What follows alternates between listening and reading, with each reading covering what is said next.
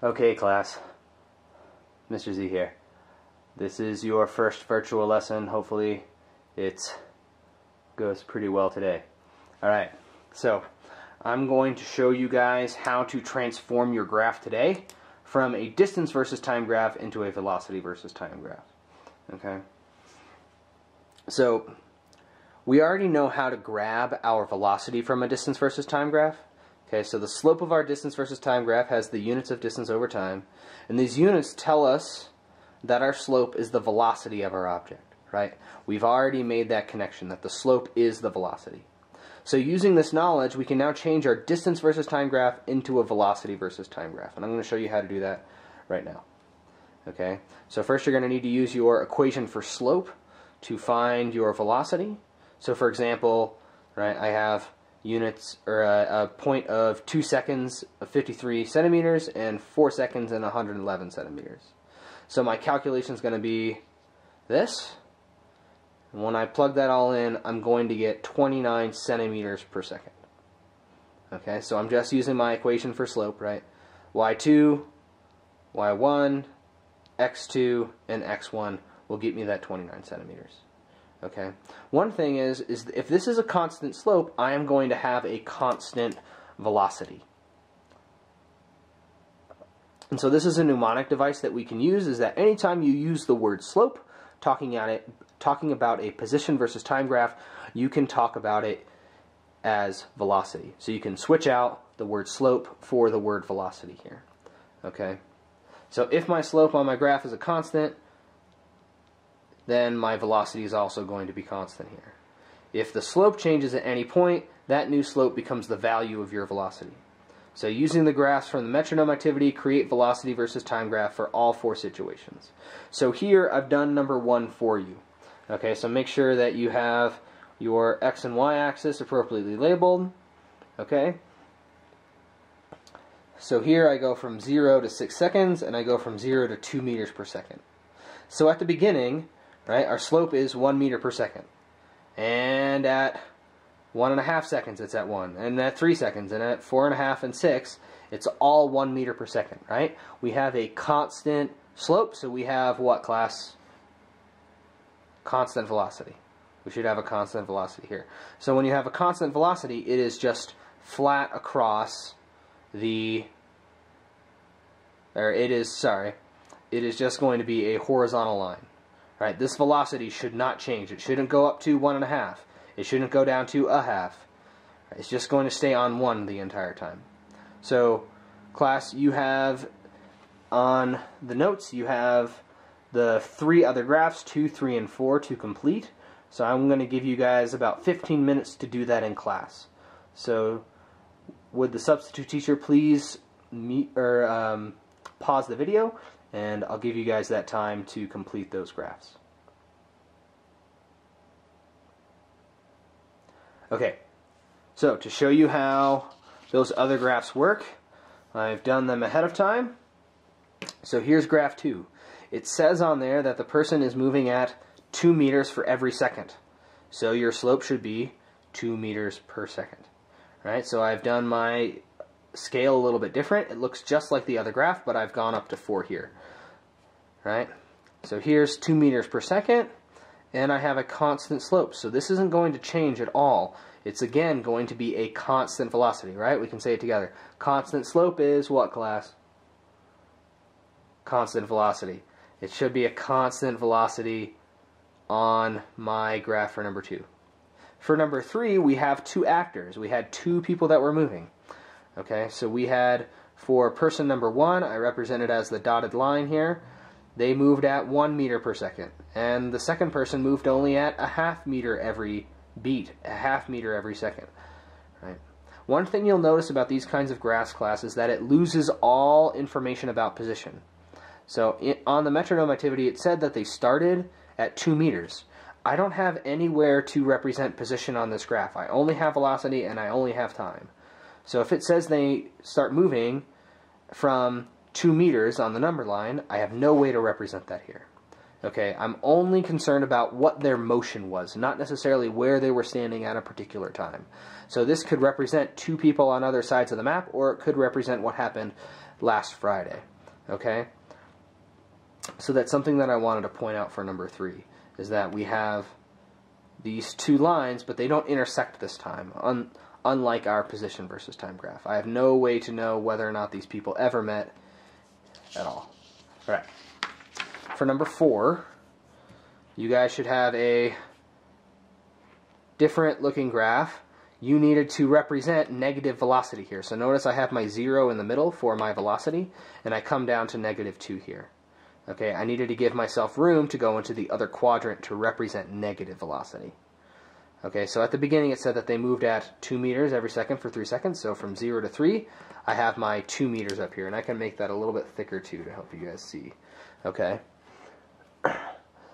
As well, then the next step was they got to 6 meters and they stopped moving altogether. So on the 0 line, I represent 0 meters per second. Okay, and then finally it says that they move back in the other direction at 1 meter every beat, 1 meter every second. Okay, so they are moving in the negative direction, 1 meter per second, so that's going to be -1 meters per second. So that's going to go all over here. Okay. Okay, so that is how you convert your graphs from a position versus time graph into a velocity versus time graph. Right? Look at the slope. What does the slope tell you? Is it a constant slope? If it's a constant slope, you have a constant velocity. If that slope changes, you are going to change your velocity. Just like for number 4, we changed our velocity here 3 times because there's 3 different kinds of motion. Right? We had positive motion, no motion, and then negative motion. All right. Flip the page to the vector notes guide. So here we are talking about vectors and scalars. So we can look at the value without direction. That is what's going to be a scalar. Right? Scalars are a lot of things that we deal with in everyday life, like money. Money is one of those things. Okay? Money doesn't have a direction. It's in the bank account. It's in a wallet. It's not going anywhere. Okay? If we're talking about money going to particular countries or money going into the store, right, that's when we have money with direction. But for often the case, right, someone asks you, how much money do you have in your wallet? That they just want the value. They don't want to know that you pulled it out of the bank or what you're going to spend it on next. They just want to know the value of money in your wallet. Okay? Another example of this is temperature. Temperature is a scalar as well. It's 80 degrees outside. Doesn't have a direction. Or your grade. Your grade is 85% in the class. Okay, something like that. It doesn't have a direction. Maybe you are increasing your grade, and so there's a positive direction to your grade as you go through class. Or maybe you have a negative direction. I hope you don't have that in physics, okay? But a grade is also a scalar. It's a value without a direction, okay? Vectors, on the other hand, have magnitude and they have a direction. Okay, so one way you can remember this, and I think you did this in Heinz class last year, is that you have vector from Despicable Me. Okay, you have magnitude and direction. Right? Another way you can think about it is a scalar has no place to go in life. Vector knows where it's going. It has a direction to its existence. Okay? So scalars are basically is just a value, and vectors is a value or a magnitude with that direction. Okay. So a couple of examples of both that we're going to be using in class. Distance is going to be a scalar of length traveled. Okay. So distance is simply when someone asks you, maybe you hiked Mount Humphreys the other day, or you went for a drive. People are simply asking for the distance that you went. Okay. So, right, if someone asks me, how long is the hike for Mount Humphreys? I would say it is 10 miles round trip. Right? The entire hike is 10 miles. Okay? Maybe it's in a circle, maybe it's 5 miles there, 5 miles back, but overall it's just 10 miles. That's the distance that you are going to hike. Okay? If someone asks you the mileage down to Phoenix, they don't want to know the distance as the crow flies. They want to know actually the distance that it takes to drive. They want to know that it's 140 some miles on the highway, right? The highway curves back and forth as you go, but they just want to know that distance. They want to know what's the scalar value of the length traveled.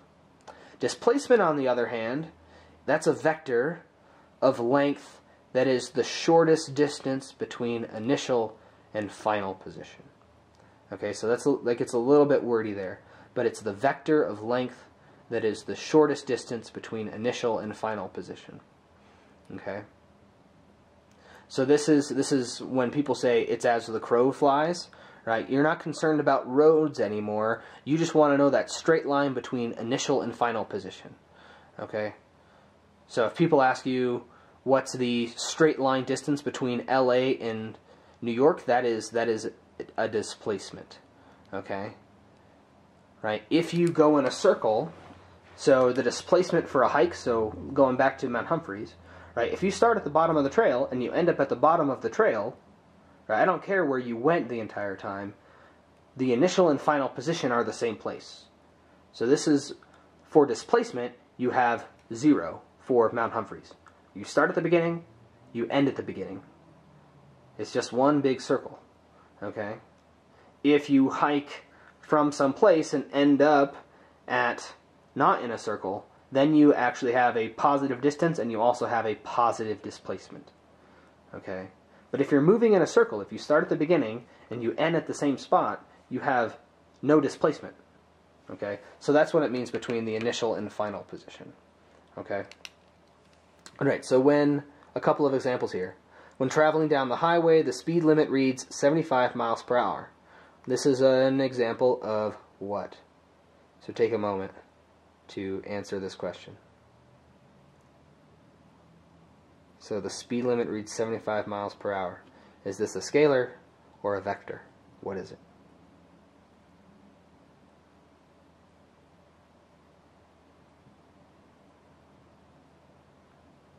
Okay, so this should give you a scalar. Okay, it's just 75 miles per hour. It doesn't tell you if you're traveling east, west, north, or south. There's no direction to it. Okay, so this is simply a scalar value. Okay, for the next one, your friend tells you where they live and gives you directions. Drive down McKinley for 1 mile going south. Then make a left and go up 31st Street for 2 miles, and my house will be on the left. So these directions are given in the form of a what? What kind of form are they given in? A scalar or a vector? Are they giving you scalar values or vector values?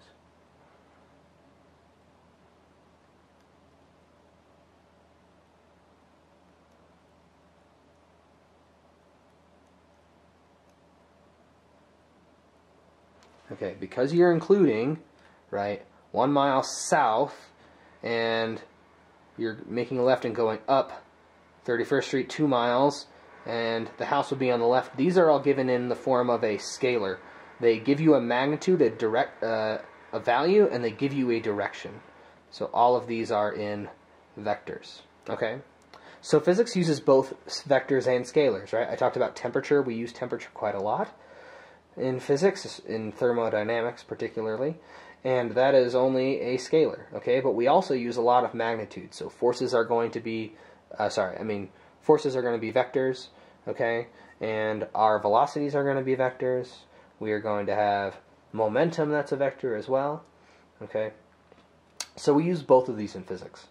Vectors, though, give us a little bit more information about a quantity than a scalar does. So when dealing with speed and velocity, we need to be more specific in physics, okay? So often in normal language, we're going to use those as synonyms, but for us, those are going to be different words. Okay, so my printer at home did not do this all that great, okay? And so I'm going to write this down for you. So velocity is considered a vector in physics.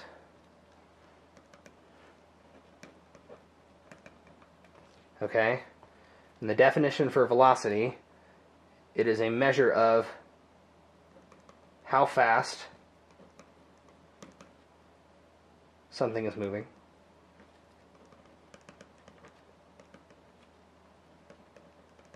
And in what direction.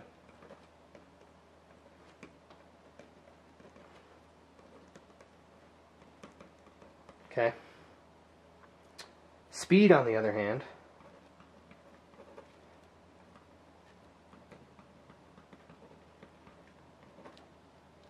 is considered a scalar. Okay? That is not the same thing. So it doesn't have direction, right? So we talked about the speed limit on the road, okay? 75 miles per hour is the speed limit. It's not the velocity limit, okay? It's the speed limit. So that is why it's a scalar. And is measured. And is a measure of, measure of how fast someone's going.